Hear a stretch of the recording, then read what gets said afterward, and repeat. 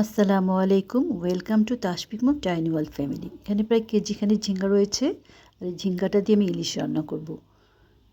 সেই রেসিপিটা আপনাদের সাথে আমি শেয়ার করব। আগে কলার সিল্কা দিয়ে আমি একটা কাবাব তৈরি করেছিলাম। একজন কমেন্ট করেছিলেন যে আমি এই ধরনের ফেলে দেওয়া আইটেম দিয়ে কিভাবে একটা মজার একটা রেসিপি করি, সেটা যেন আমি দ্বিতীয়বার আবার দেখাই। তার জন্য আজকে ঝিঙ্গাটা কেটে আমি সিল্কাগুলি রেখে দিব ইনশাল্লাহ। ঝিঙ্গাগুলি আমি সুন্দর করে কেটে নিয়েছি, সিল্কাটা রেখে দিয়েছি। আর যে ঝিঙ্গাগুলি একটু শক্ত সেটাও দিয়ে দিব এটার সাথে। এখানে আমি ঝিঙ্গাটা কেটে নিয়েছি, সাথে একটা আলু দিয়েছি। ইলিশটা রান্না করব ঝিঙ্গা দিয়ে। বিসমিল্লাহির রহমানির রহিম। আমি 2 টেবিল চামচ তেল দিয়ে দিয়েছি। এই হাঁড়িটা আমার মা আমাকে দিয়েছিল, এটাতে আজকে রান্না করছি আমি।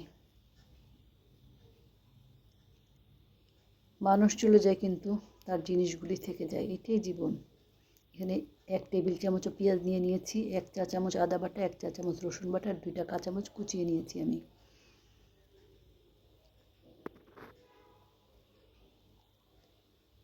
এইগুলি আমি দিয়ে দিচ্ছি।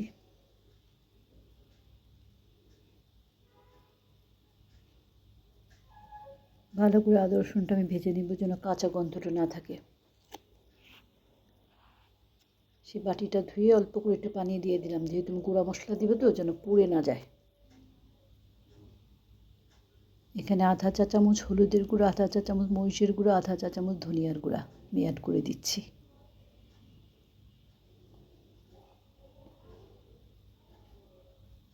যেহেতু 4 টুকরা ইলিশ আর মাথাটা, যেন মশলা খুবই কম দিয়েছি।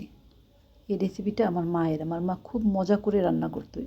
তরকারিটা খুবই টেস্ট হতো।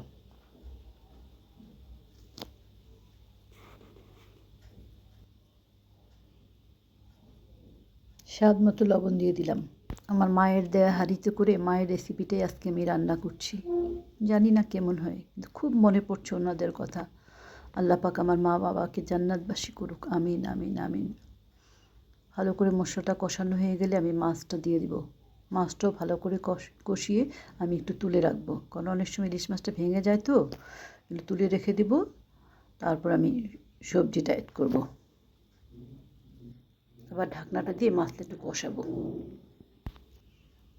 যেদিন ঝিঙা দিয়ে ইলিশটা রান্না করতো, আমরা 5 ভাই বোন পেট ভরে ভাত খেতাম। সেদিনের গুলির কথা খুব মনে পড়ছে।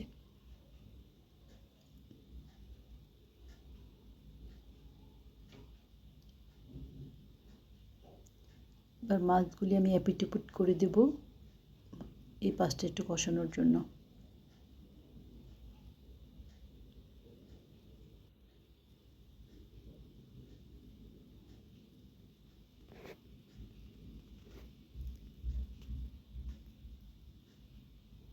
আবার একটু ঢেকে দিব।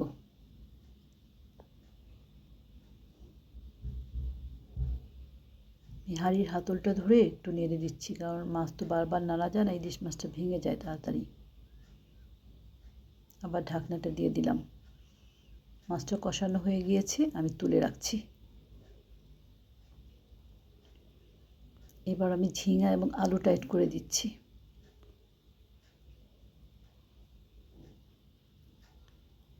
মশলার সাথে ভালো করে মিশিয়ে দিচ্ছি ঝিঙার আলুটাকে। ঢাকনা দিয়ে অল্প আঁচে আমি কষিয়ে নেব আস্তে আস্তে।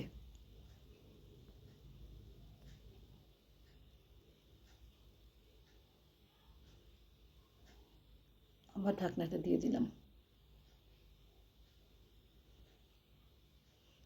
হাফ কাপ গরম পানি আমি দিয়েছি ঝোলের জন্য, যেহেতু ঝিঙা আলুটা বয়েল হতে হবে। দিয়ে ঢাকনাটা দিয়ে দিব।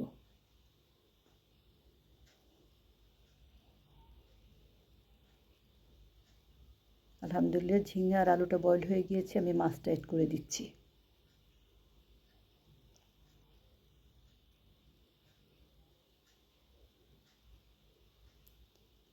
এমন করে কষিয়ে মাছটা উঠিয়ে রাখলে মাছটা আর ভেঙে যায় না। আপনারা এইভাবে করবেন, দেখবেন মাছটা খুব সুন্দর থাকে পিসগুলো। আমি ধনিয়া পাতা অ্যাড করে দিচ্ছি। নতুন ধনিয়া পাতা, খুব সুন্দর একটা সেন্ট বের হয়েছে।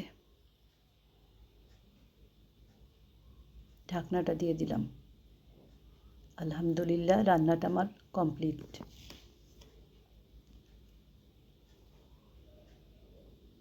আমি সার্ভ করে নিয়েছি। এভাবে শীতের শুরুতে ঝিঙা দিয়ে ইলিশের ঝোলটা খুবই টেস্টি হয়। করে খেয়ে দেখবেন। আলহামদুলিল্লাহ, সবাই সুস্থ থাকেন, ভালো থাকেন, হেফাজতে থাকেন। আমিন।